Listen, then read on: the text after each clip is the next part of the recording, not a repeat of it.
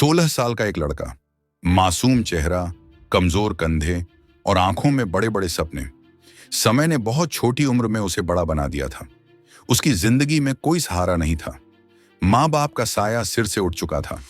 अकेला, बेसहारा और अनाथ लड़का बस शहर की गलियों में भटकता रहता। दिन भर छोटी मोटी चीजें करता, कभी खाना जुटाता तो कभी लोगों के ताने सुनता। पर उसकी आंखों में कुछ सवाल थे और दिल में कुछ सपने। नमस्कार दोस्तों, स्वागत है आपका हमारे YouTube चैनल तथ्य में। आज हम आपको एक ऐसे बच्चे की कहानी सुनाने जा रहे हैं जिसने जीवन की हर परिस्थितियों से लड़े कर अपना एक मुकाम बनाया। तो चलिए जानते हैं उस बच्चे की कहानी। एक दिन वह एक बड़ी दुकान के सामने जा खड़ा हुआ। यह घड़ियों का शानदार शोरूम था। दुकान के बाहर से वह शीशे के पार अंदर झांकने लगा। वहां चमचमाती सुनहरी महंगी घड़ियां करीने से सजी थीं। हर घड़ी जैसे उसकी जिंदगी की नई दिशा दिखा रही हो। उसने पहले कभी इतनी सुंदर चीजें नहीं देखी थीं। घड़ियों की बारीकी को देखता परखता वह सोचने लगा, ये बनती कैसे होंगी। उसकी आंखों में सवालों का तूफान था, पर जवाब नहीं मिल रहे थे। अचानक एक सिक्योरिटी गार्ड की कड़क आवाज ने उसे चौंका दिया। अरे हट यहां से, तेरी औकात की चीज नहीं है ये। वह लड़का घबरा गया। उसके मासूम सपनों पर जैसे किसी ने पत्थर फेंक दिया हो। सिर झुकाए चुपचाप वह वहां से हट गया। लेकिन उस दिन उसने मन ही मन कसम खाई कि मैं ऐसी घड़ी बनाऊंगा जिसे पूरी दुनिया पहचानेगी, पहनेगी और सराहेगी। ये कहानी 1981 में जन्मे हेंस विल्सडॉर्फ की है। अक्टूबर की एक सर्द सुबह को वह जर्मनी के कुलमबैक नामक गांव में पैदा हुआ था। वह सिर्फ 12 साल का था जब उसकी मां का देहांत हो गया। मां की मौत के कुछ समय बाद पिता भी चल बसे। वह अनाथ हो गया। उसके लिए यह समय सबसे मुश्किल था। रिश्तेदारों ने उसे सहारा दिया, लेकिन भावनात्मक तौर पर वह अकेला ही था। हेंस को किताबें बेहद पसंद थीं। पढ़ाई में वह तेज था। गणित या मैथ्स में उसकी गहरी रुचि थी और अंग्रेजी या इंग्लिश पर भी उसकी अच्छी पकड़ DDH थी। स्कूल के दिनों में बच्चे उसका मजाक उड़ाते। अनाथ होने का दर्द, लोगों के ताने और अकेलेपन ने उसे बहुत कुछ सिखा दिया था। लेकिन वह हार मानने वालों में से नहीं था। एक दिन स्कूल में उसके दोस्त ने कहा कि स्विट्जरलैंड में घड़ी बनाने वाली इंडस्ट्री दुनिया में बहुत तेजी से आगे बढ़ रही है। यह सुनते ही जैसे हेंस को जीवन का एक उद्देश्य मिल गया। उसने ठान लिया कि वह घड़ियों के बारे में सीखेगा और एक दिन कुछ बड़ा करके ही मानेगा।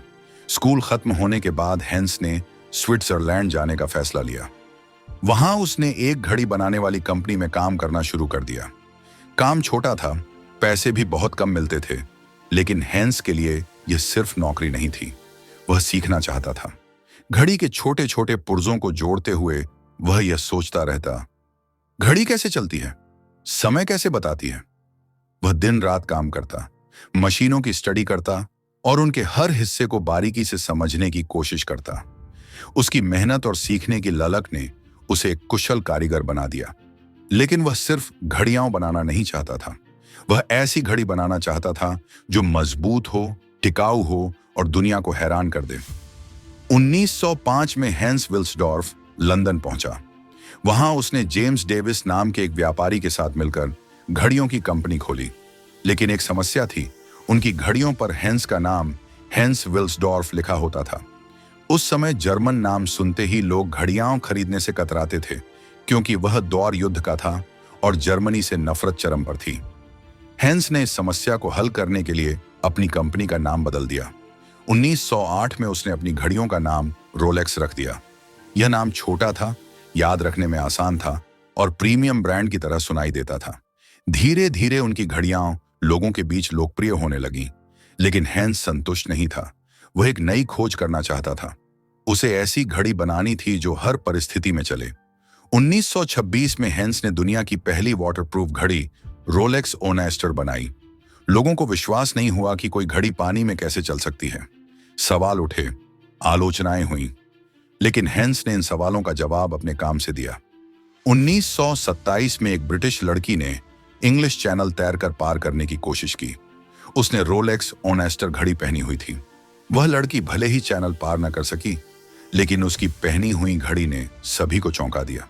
कई घंटों तक पानी में रहने के बावजूद यह घड़ी सही समय दिखा रही थी। यह घड़ी दुनिया के सामने हेंस की जीत का मील का पत्थर साबित हुई। 1953 में जब टेंसिंग नॉर्गे और एडमंड हिलेरी ने दुनिया की सबसे ऊंची चोटी माउंट एवरेस्ट पर कदम रखा, तब उनके हाथों में रोलेक्स बंधी थी।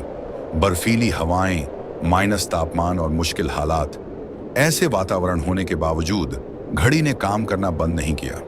अब यह साबित हो गया कि रोलेक्स सिर्फ घड़ी नहीं है, यह विश्वास की निशानी है। दूसरे विश्व युद्ध के समय सैनिकों के लिए समय का महत्व सबसे अधिक था। 1 सेकंड की देरी हार और जीत तय कर सकती थी। उस समय रोलेक्स ने सैनिकों के लिए सबसे भरोसेमंद घड़ियां बनाई। 1944 में हेंस विल्सडॉर्फ की पत्नी फ्लोरेंस का निधन हो गया। उनका कोई बच्चा नहीं था। इस दुख के बीच हेंस ने एक ऐतिहासिक निर्णय लिया। उन्होंने अपनी पूरी कंपनी हेंस विल्सडॉर्फ फाउंडेशन को दान कर दिया। यह फाउंडेशन कंपनी के मुनाफे का उपयोग समाज और मानवता की भलाई के लिए करता है। आज भी रोलेक्स टैक्स नहीं देती है, क्योंकि यह एक फाउंडेशन द्वारा संचालित है। वह लड़का जिसे कभी सिक्योरिटी गार्ड ने यह कहकर भगा दिया था कि तेरी औकात की चीज नहीं है ये, वह लड़का आज दुनिया की सबसे महंगी और प्रतिष्ठित घड़ी रोलेक्स का निर्माता बन गया। हेंस विल्सडॉर्फ ने दुनिया को यह सिखाया कि परिस्थितियां चाहे कितनी भी बुरी क्यों ना हों, अगर आप में सपना देखने की हिम्मत और उसे पूरा करने का जज्बा है, तो आप कुछ भी हासिल कर सकते हैं। आज रोलेक्स सिर्फ एक घड़ी नहीं है, यह कड़ी मेहनत, जुनून और विश्वास की कहानी है। हेंस की कहानी हमें सिखाती है कि सपने किसी की औकात नहीं देखते। अगर आप में मेहनत और जुनून है, तो एक दिन पूरी दुनिया आपका नाम लेगी। आप भी अपने सपनों को पूरा कर सकते हैं। जरूरत है सिर्फ विश्वास की, अनुशासन की और कभी हार न मानने की।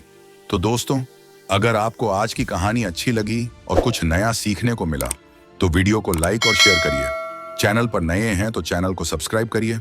मिलते हैं अगली वीडियो में, तब तक के लिए नमस्कार।